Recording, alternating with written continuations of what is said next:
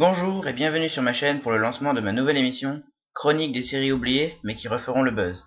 C'est une émission qui a pour but d'analyser et de critiquer des séries oubliées qui referont surface un jour. Et pour cette première analyse, j'ai décidé de m'attaquer à Spectreman, une série sortie au début des années 70, qui n'a pas eu un grand succès, et c'est tout à fait normal.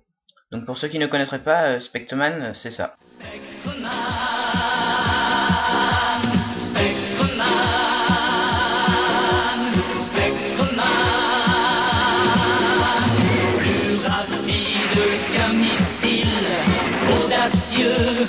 Inflexible, mystérieux et invincible, Spectreman.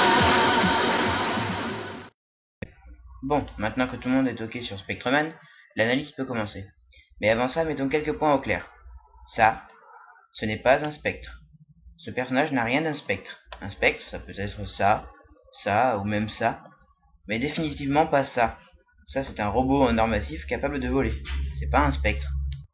Comme tout super-héros, Spectreman a de nombreux ennemis puissants, comme par exemple ces hommes singes ou ce dinosaure qui crache de la lave par le nez, ou ça, et encore ça. Bref, toute une ménagerie qu'il faut savoir gérer, mais pour ça il a une technique bien à lui. Et on fait tourner les serviettes, comme des petites girouettes.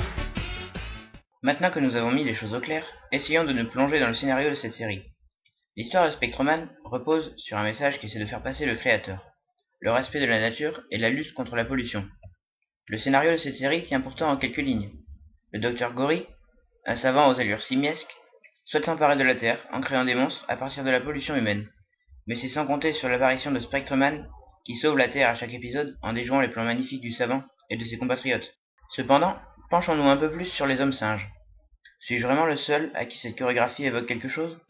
Inflexible. Je suis sûr que certains d'entre vous qui ont vu la chorégraphie pour la première fois n'ont pas pu s'empêcher de penser à ça. C'est la danse des canards qui en sortant de la mare se secouent le bas des reins et font coin coin. C'est frappant, non ? Alors imaginez une seconde ce qui se passe dans la tête de l'acteur qui joue l'homme singe. Qu'est-ce qui m'a pris d'accepter un rôle pareil ? Passons maintenant à l'analyse des décors et des effets spéciaux. Par où commencer ? Peut-être par le fait que les acteurs se battent à côté de reproductions d'immeubles en carton.